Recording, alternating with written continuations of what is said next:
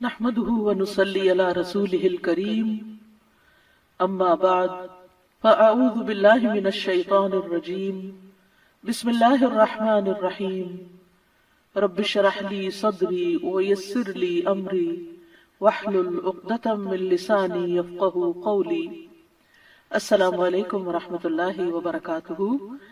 مومن اپنے ہر کام کا آغاز بسم اللہ سے کرتا ہے، اللہ کے نام سے کرتا ہے، کیونکہ اللہ ہی نے ہمیں پیدا کیا ہے، اللہ ہی ہمیں رزق دے رہا ہے، اللہ ہی کی طرف ہمیں لوٹ کر جانا ہے۔ لہذا ہمیں اس زندگی میں ہر کام کرتے ہوئے اپنے رب کو یاد رکھنا چاہیے۔ قرآن مجید کا آغاز بھی اللہ سبحانہ وتعالی نے بسم اللہ سے کیا، اور ہمارے لیے یہی مشروع کیا کہ ہم اپنا ہر قول اور عمل بسم اللہ کے ساتھ شروع کریں۔ پہلی وحی کا آغاز بھی اللہ کے نام کے ساتھ ہوا۔ جبریل امین نے پہلی مرتبہ جب نبی صلی اللہ علیہ وسلم کو قرآن مجید کی پہلی آیت سکھائی تو فرمایا اقرأ بسم ربک الذی خلق، اپنے رب کے نام سے پڑھ جس نے پیدا کیا۔ تو گویا عبادت ہو یا ہمارے دنیا کے کام ہو، ان سب میں ہمیں اپنے رب کو یاد رکھنا ہے، اور اس کے بے شمار فائدے بھی ہیں۔ اللہ سبحانہ وتعالی کا نام بابرکت ہے، لہذا جب ہم اللہ کے نام سے کوئی کام شروع کرتے ہیں تو ہمارے کاموں میں برکت پیدا ہو جاتی ہے۔ قرآن مجید میں آتا ہے تبارک اسم ربک ذو الجلال والاکرام، بہت بابرکت ہے تیرے رب کا نام جو بہت عظمت والا، اکرام والا ہے۔ جب ہم عبادت کرتے ہیں تو کہتے ہیں ایاک نعبد و ایاک نستعین، صرف تیری ہی ہم عبادت کرتے ہیں اور تجھی سے ہم مدد چاہتے ہیں، کیونکہ ہم کمزور ہیں، ہم اللہ کی عبادت کا حق ادا نہیں کر سکتے۔ اس لیے کوئی بھی کام جو عبادت کی نوعیت سے تعلق رکھتا ولی خاص عبادات سے، ان کے آغاز میں بھی اللہ کا نام لینا چاہیے، کیونکہ اس سے اللہ کی مدد حاصل ہوتی ہے، اور پھر مزید نیک کاموں کی توفیق بھی ہوتی ہے۔ انسان برائی سے بچتا ہے، شیطان کے وار سے محفوظ رہتا ہے، کیونکہ اللہ تعالیٰ کی مدد، توفیق اور سپورٹ انسان کو حاصل ہو جاتی ہے، اور انسان کے اندر کوئی فخر اور غرور نہیں آتا۔ وہ یہی سمجھتا ہے کہ جو بھی نیک کام میں کر رہا ہوں وہ اللہ کی مدد سے، اللہ کی توفیق سے ہی کر رہا ہوں، اس میں میرا اپنا کوئی کمال نہیں۔ وما توفیقی الا باللہ، نہیں مجھے توفیق مگر اللہ کے نام کے ساتھ ہی۔ پھر اسی طرح جب انسان بسم اللہ سے کام کا آغاز کرتا ہے تو انسان کو اخلاص نصیب ہوتا ہے، کیونکہ جب اللہ کا نام لیا تو اللہ کے نام کے ساتھ اللہ ہی کے لیے کام کرنا چاہیے، جو بھی کچھ ہم کریں۔ اور پھر اگر وہ کام صحیح ہے، عبادت کا ہے یا دنیاوی امور سے متعلق ہے، تو پھر ہماری نیت اور ہمارا قبلہ درست ہو جاتا ہے، انسان کو اخلاص نصیب ہو جاتا ہے۔ پھر اسی طرح یہ ہے کہ انسان جب اللہ کے نام کے ساتھ کوئی کام کرتا ہے تو اللہ کی نعمتوں کی یاد دہانی بھی ہوتی ہے۔ مثال کے طور پر اگر آپ پانی پی رہے ہیں تو جب آپ پانی پینے لگتے ہیں تو بسم اللہ کہتے ہیں، اور جب بسم اللہ کہتے ہیں تو آپ کو اللہ کی یاد آ جاتی ہے، اور پھر ساتھ ہی وہ نعمت جو آپ استعمال کر رہے ہیں اس کے بارے میں غور و فکر بھی نصیب ہوتا ہے کہ یہ اللہ نے پانی پلایا ہے، اور پھر انسان کا غور و فکر اسے کہیں سے کہیں لے جاتا ہے،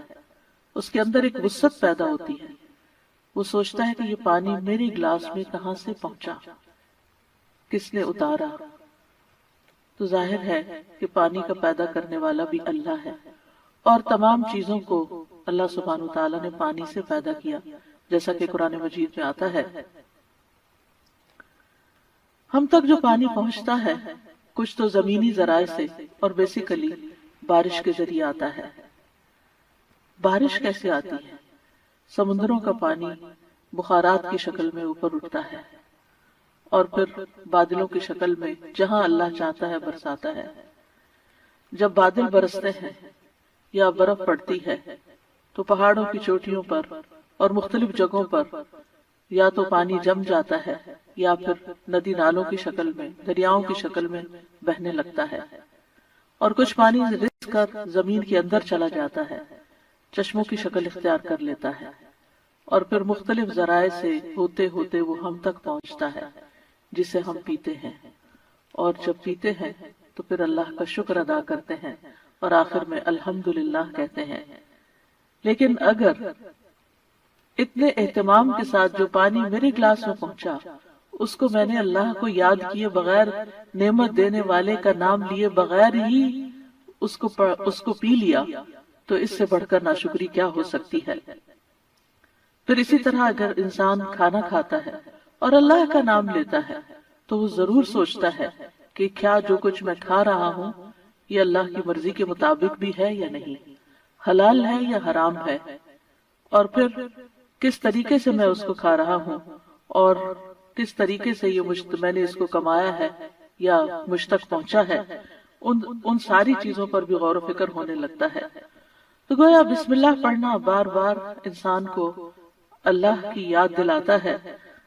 اور اس طرح انسان اللہ کی اطاعت کی طرف مائل ہوتا ہے،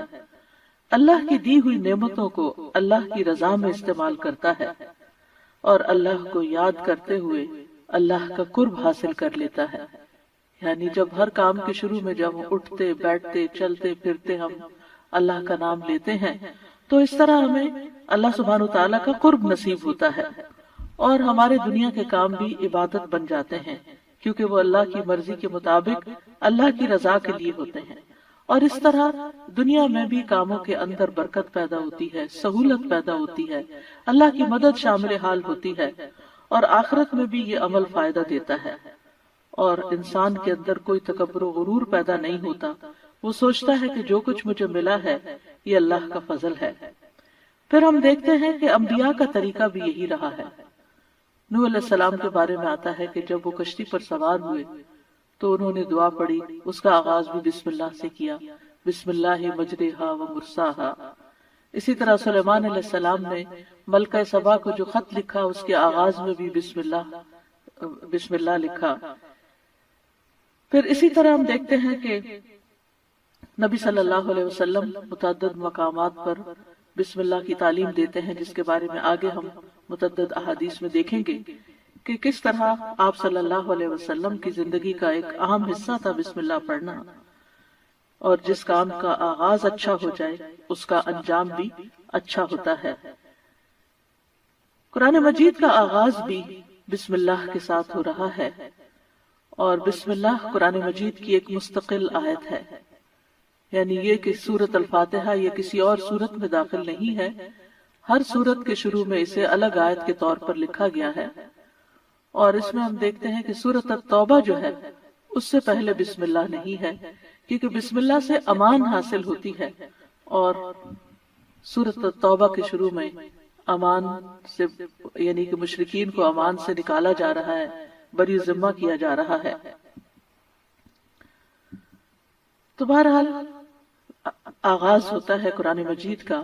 بسم اللہ الرحمن الرحیم کے ساتھ، یعنی میں اللہ کی مدد طلب کرتے ہوئے اپنی قرات کو اللہ کے نام سے شروع کرتا ہوں۔ اور پھر اس میں اللہ سبحانہ وتعالیٰ کے نام اللہ کے علاوہ دو صفات کا ذکر ہے، الرحمن ایسی ذات جس کی رحمت تمام مخلوق پر چھائی ہوئی ہے، اور الرحیم ایسی ذات جو مومنوں پر آخرت میں بھی رحم فرمائے گی۔ جہاں تک لفظ اللہ کا تعلق ہے تو اس کو اسم الجلالہ بھی کہتے ہیں۔ اللہ کی اصل الالہ ہے، اور لغت عرب میں الہ 4 معنوں پر بولا گیا ہے۔ نمبر 1 المعبود جس کی عبادت کی جائے، نمبر 2 الملجا جس کی پناہ لی جائے، نمبر 3 المفزوع الیہ گھبراہٹ میں جس سے مدد حاصل کی جائے، نمبر 4 المحبوب وہ محبوب جس کے ساتھ عظیم محبت ہو، اور اس کے بارے میں عقلیں حیران ہو جائیں۔ تو اللہ کا لفظ اللہ سبحانہ وتعالی کا اسم ذات ہے، یعنی ذاتی نام ہے، سب ناموں سے عظیم اور اعلیٰ ہے، اور یہ جلیل القدر نام اللہ سبحانہ وتعالی کے جتنے بھی باقی نام ہیں وہ سب اسی نام کی طرف لوٹتے ہیں، یعنی وہ اللہ ہی کے نام اور اللہ ہی کی صفات ہیں۔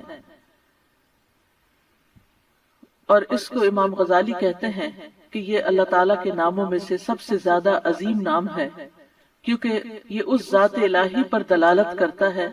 جو تمام صفات الہیہ کو جمع کرنے والی ہے، یہاں تک کہ کوئی بھی صفت اس سے جدا اور علیحدہ نہیں ہو سکتی۔ یعنی اللہ تعالیٰ کے جتنے بھی باقی اچھے اچھے نام ہیں وہ سب اللہ ہی کے نام ہیں۔ وَلِلَّهِ الْأَسْمَاءُ الْحُسْنَى، کہ اللہ ہی کے لیے ہیں اچھے اچھے نام۔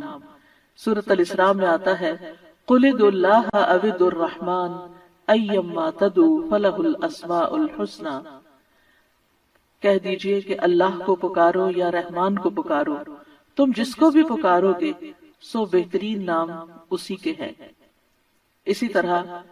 سورۃ الحشر میں آتا ہے هُوَ اللَّهُ الْخَالِقُ الْبَارِئُ الْمُصَوِّرُ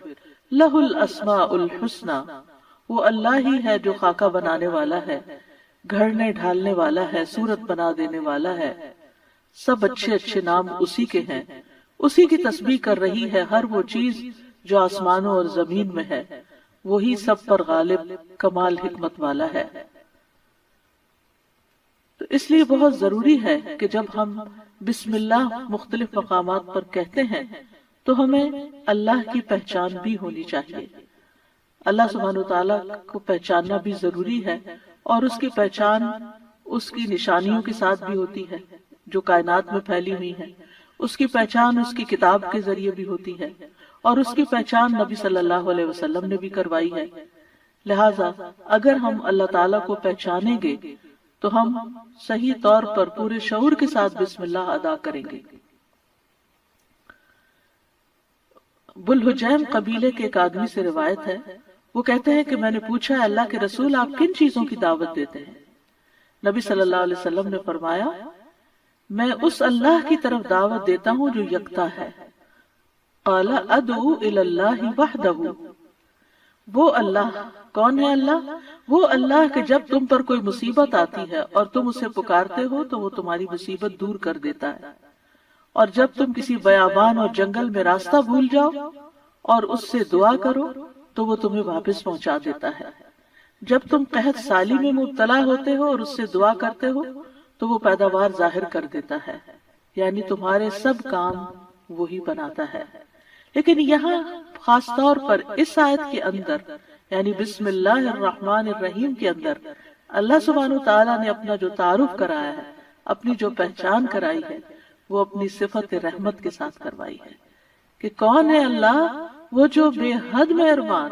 بہت ہی زیادہ مہربان۔ الرحمن فعلان کے وزن پر مبالغہ کا صیغہ ہے کہ جو بہت ہی زیادہ، یعنی انسان کی عقل اس کو کمپریہنڈ کر ہی نہیں سکتی کہ وہ کتنا مہربان ہے۔ اور پھر مزید اسی صفت سے، صفت رحمت ہی سے الرحیم کا لفظ آیا کہ جو بار بار رحم کرنے والا ہے۔ لہذا اللہ سبحانہ وتعالی وہی ہے جو اپنی رحمتیں نچھاور کرتا ہے، اور رحمت کا مطلب ہے نرمی اور شفقت کرنے والا۔ گویا اللہ سبحانہ وتعالی کی صفات میں اللہ تعالیٰ کے اپنے بندوں کے ساتھ، اپنی مخلوق کے ساتھ معاملہ کرنے میں نرمی اور شفقت ہے۔ اور رحمان اور رحیم دونوں صفات اللہ ہی کی ہیں، دونوں نام اللہ ہی کے ہیں، لیکن دونوں میں تھوڑا فرق ہے۔ رحمان ایسی رحمت والا جس کی رحمت دنیا کی تمام مخلوقات کو اور آخرت میں مومنوں کو بھی شامل ہے، یعنی یہ رحمت عام ہے۔ اور اسی نام سے اللہ سبحانہ وتعالیٰ نے اپنے آپ کی پہچان کروائی کہ الرحمن علی العرش استویٰ، وہ بے حد رحم فرمانے والا عرش پر بلند ہوا۔ اور رحیم سے مراد ایسی رحمت والا کہ جو قیامت کے دن صرف مومنوں کے لیے ہوگی۔ اور ہم جانتے ہیں کہ اللہ سبحانہ وتعالیٰ کی رحمت کے 100 حصے ہیں، جس میں سے صرف ایک حصہ دنیا میں اتارا ہے، باقی اللہ سبحانہ وتعالیٰ نے آخرت کے لیے، یعنی اس کی باقی رحمتیں 99 جو ہیں وہ آخرت کے لیے ہے جس کی بنا پر وہ بندوں کی بخشش فرمائے گا۔ یہاں دونوں ناموں کو اکٹھا کیوں کیا گیا ہے؟ اللہ سبحانہ وتعالیٰ کے دونوں نام الرحمن اور رحیم کا مل کر آنا اللہ سبحانہ وتعالیٰ کی رحمت کے مزید کمال کو بیان کرتا ہے۔ اور اس کے بارے میں ابن القیم رحمہ اللہ کہتے ہیں کہ جہاں تک الرحمن اور رحیم دونوں ناموں کو جمع کرنے کا تعلق ہے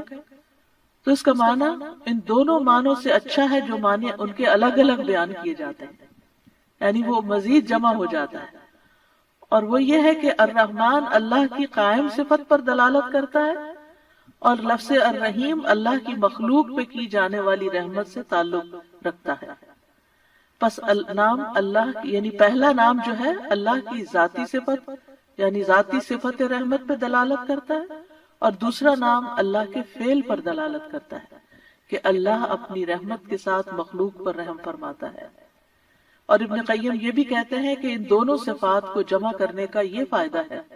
کہ اللہ نے دنیا میں جلد اور آخرت میں بعد میں واقع ہونے والی رحمت کی خبر دی ہے، اور اللہ کی خاص اور عام رحمت کے متعلق خبر دی گئی ہے، اور اللہ کی رحمت اس کے غضب پر غالب ہے۔ ابو ہریرہ کہتے ہیں کہ رسول اللہ صلی اللہ علیہ وسلم نے فرمایا، جب اللہ مخلوق کو پیدا کر چکا تو اس نے اپنی کتاب لوح محفوظ میں لکھا جو اس کے پاس عرش پر موجود ہے کہ میری رحمت میرے غضب پر غالب ہے، اور اس کی رحمت بہت وسیع ہے۔ قرآن مجید میں آتا ہے وَرَحْمَتِي وَسِعَتْ كُلَّ شَيْءٍ، میری رحمت نے ہر چیز کو گھیر رکھا ہے، کوئی اس کو مانتا ہے یا نہیں مانتا، اس کی عبادت کرتا ہے یا نہیں کرتا۔ تو ہم جتنے بھی دنیا میں لوگ چل پھر رہے ہیں، سخت نافرمانیاں کرتے ہیں، لیکن اس کے باوجود وہ ہمیں جینے کی مہلت دیتا ہے، رزق دیتا ہے، ہمارے کام سنوارتا ہے، ہمیں مشکلات سے بچاتا ہے۔ تو اللہ کے یہ دونوں نام جو ہیں، یہ انسان کو اگر ان کی پہچان ہو جائے تو ہر غم اور پریشانی اس کی دور ہو جائے، کیونکہ ہر تکلیف میں، ہر مشکل میں اگر انسان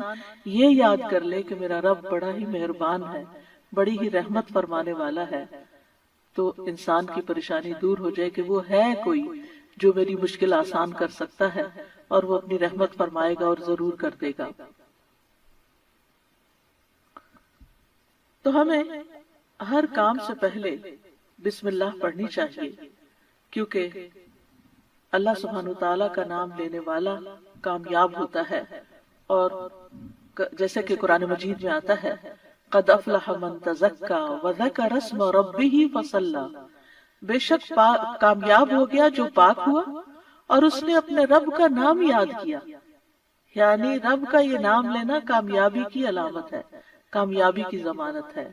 اور پھر نماز پڑھی، یعنی اس آیت کا ترجمہ ہے، اور صبح و شام خاص طور پر اللہ کا نام لینا چاہیے۔ سورۃ الانسان میں آتا ہے وَاذْكُرِ اسْمَ رَبِّكَ بُكْرَةً وَأَصِيلًا، اور اپنے رب کا نام صبح اور پچھلے پہر یاد کیا کرو۔ تو بہرحال اللہ کا نام لینا برکت کا سبب ہے۔ ایک شخص نے نبی صلی اللہ علیہ وسلم سے کہا، ہم کھانا تو کھاتے ہیں لیکن ہم سیر نہیں ہوتے، ہمارا پیٹ نہیں بھرتا۔ آپ نے فرمایا شاید تم الگ الگ کھاتے ہو، اپنے کھانے پہ جمع ہو جایا کرو اور کھانے کے وقت اللہ کا نام لیا کرو، وہ تمہارے لیے اس کھانے میں برکت ڈال دے گا۔ یعنی یہ مطلب یہ ہے کہ اگر تھوڑا بھی ہوگا تو تمہارا پیٹ بھر جائے گا اور تمہاری بھوک مٹ جائے گی۔ اسی طرح اللہ کا نام لینے سے انسان کو ہر طرح کی حفاظت بھی ملتی ہے۔ جابر بن عبداللہ سے مروی ہے کہ رسول اللہ صلی اللہ علیہ وسلم نے فرمایا، جب رات کا آغاز ہو یا جب شام ہو جائے تو اپنے بچوں کو روک لو، گھر سے باہر نہ نکلنے دو، کیونکہ اس وقت شیاطین پھیل جاتے ہیں۔ پھر جب رات کی ایک گھڑی گزر جائے تو انہیں چھوڑ دو اور دروازے بند کر لو، اس وقت اللہ کا نام لو، کیونکہ شیطان بند دروازے نہیں کھول سکتا۔ اللہ کا نام لے کر اپنے مشکیزوں کا منہ باندھو، اللہ کا نام لے کر اپنے برتنوں کو ڈھک دو، خواہ کسی چیز کو چوڑائی میں رکھ کر ہی اس کو ڈھکو، اور اپنے چراغ سونے سے پہلے بجھا دیا کرو۔ تو اس سے کیا پتہ چلتا ہے کہ رات کو آخری کام جو کر رہا ہوتا ہے انسان، چاہے کیسی تھکاوٹ کیوں نہ ہو، یہ کام وہ ہیں جو تقریباً سب لوگ کرتے ہیں، تو ان سب چیزوں پر بھی بسم اللہ پڑھنی چاہیے اس وقت بھی اللہ کا نام لینا چاہیے۔ پھر اسی طرح